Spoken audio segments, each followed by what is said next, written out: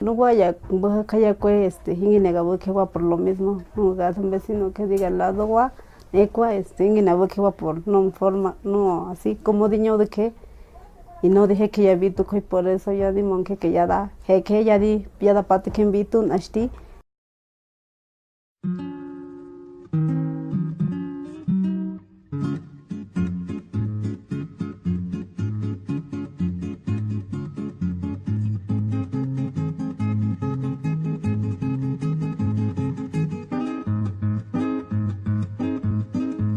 Los otomí soñañú aparecen como un pueblo ligado a los olmecas de Nonocualco en los estratos más antiguos del Alto Altiplano. Fueron los primeros pobladores del Valle de Tula, incluso antes de la llegada de los toltecas. Al Valle de Toluca llegaron en el siglo XIV y se asentaron en la región central. Eventualmente, el reino otomí llegó a su fin durante el siglo XV, cuando los mexicas y sus alianzas conquistaron el reino. El término otomí desciende del náhuatl y significa quien camina con flechas o flechador de pájaros. Actualmente, los otomís son un numeroso pueblo indígena que mayormente se encuentran localizados en las tierras altas del país, específicamente en los diferentes estados como Guanajuato, Michoacán, Querétaro, Veracruz, Puebla, Hidalgo y Tlaxcala. Cabe resaltar que se considera al pueblo otomí el quinto pueblo indígena más numeroso del país, ya que su registro ha alcanzado hasta 648.875 habitantes aproximadamente, de acuerdo con las estadísticas de la Comisión Nacional para el Desarrollo de los Pueblos Indígenas. La ritualidad para los otomíes refleja esta íntima vinculación entre los hombres, la naturaleza y lo sagrado, pues su correcto desenvolvimiento tendrá un efecto positivo para el bienestar material de la colectividad, traducido en buenas cosechas de armonía social.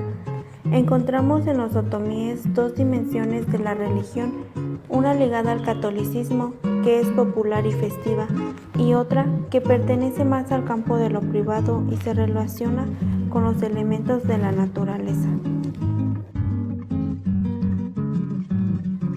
Otro aspecto importante a rescatar son las principales actividades económicas del pueblo otomí.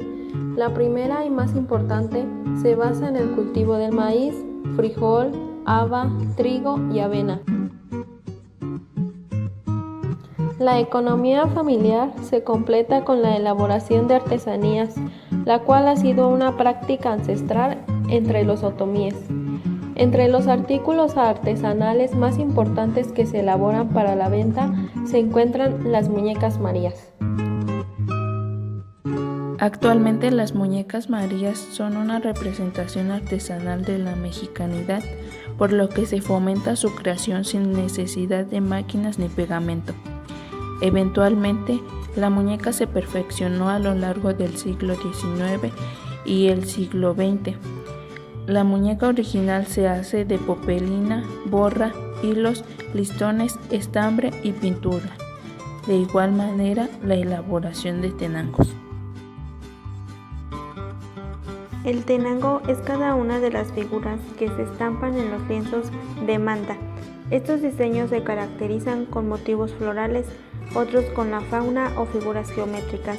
Esto a criterio de cada una de las personas que determinan la visión de estas figuras.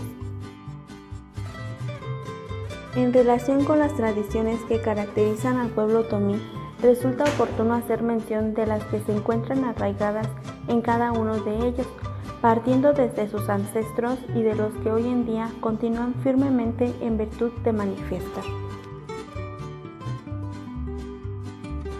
La danza del Istle tiene sus orígenes en la creatividad de los habitantes y muestran la dinámica de la vida cotidiana, y se retoma la importancia del medio que los rodea y el misticismo del pueblo otomí.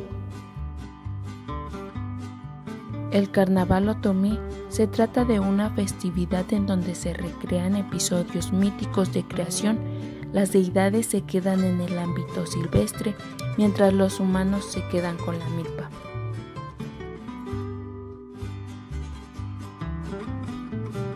Por otro lado, en el ámbito educativo, las iniciativas por parte del gobierno, desde el impulso a la educación de la Dirección General de Educación Indígena para apoyar la cuestión de la preservación de la lengua, la cultura y la identidad, no han sido de mucha ayuda, ya que la tendencia fue dar educación a las comunidades indígenas.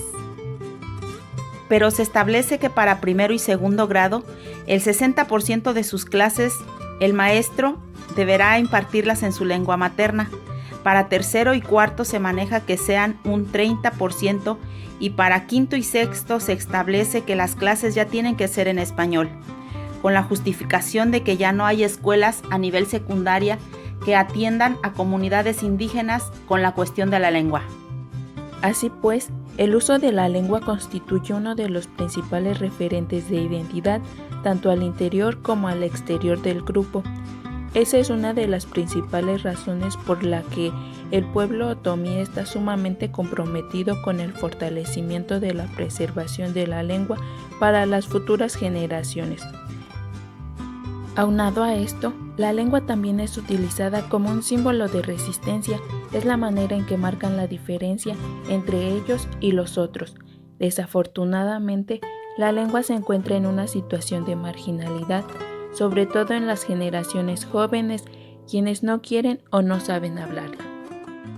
La supervivencia de la lengua puede verse amenazada por factores externos e internos. Hoy en día, el aumento de los fenómenos migratorios y la celeridad de la urbanización suelen acarrear una desaparición de los modos de vida tradicionales, así como una fuerte presión para hablar la lengua predominante que es necesaria para participar plenamente en la vida de la sociedad y progresar en el plano económico. Hemos tenido que, creo, como que ir despidiendo de, por ejemplo, vestir, cómo nos vestimos, cómo hablamos en público, de privarnos a veces en cuanto a que ya sabemos que X día es tal fiesta patronal o es... ¿Por qué? Porque nos hemos ido adaptando al modo de la ciudad, nos hemos ido adaptando a este ritmo de vida. Entonces hemos tenido que a veces decir, pues sí quiero, pero si voy así, pues al igual y sí me aceptan y no pasa nada, pero de cierta manera van a empezar. Entonces el evitarte las críticas, yo siento que hace que sí. Es que creo que como que ahí hay de dos, por ejemplo, si... Hay dos caras de la moneda. Sí, por ejemplo, como uno se cría aquí en la ciudad y cuando hay fiestas, uno va y se viste así y empiezan, o sea, como que entre ellos se hacen burla de que, se viste así y ni siquiera sabe hablar o ni siquiera escucha. Entonces es como que, y si vienes aquí y te vistes así, te vuelven a decir. Es como las dos caras de la moneda, o sea, es un arma de doble filo. No le das gusto a uno ni le das gusto al otro, entonces tratas como que a veces tratas de estar en el término medio entre ser y no ser. Los indígenas y las comunidades pobres de nuestro país son los que más sufren discriminación por su forma de hablar, su forma de vestir, su religión, su color de piel o simplemente su origen indígena. Es el cotidiano desprecio de quien se percibe diferente. Cuando una lengua muere, supone una pérdida irrecuperable de los conocimientos culturales únicos que se han ido encarnando en él a lo largo de los siglos. La lengua es una fuente de creación, es un soporte de su identidad y su cosmovisión. Cuando una lengua muere, la humanidad se empobrece.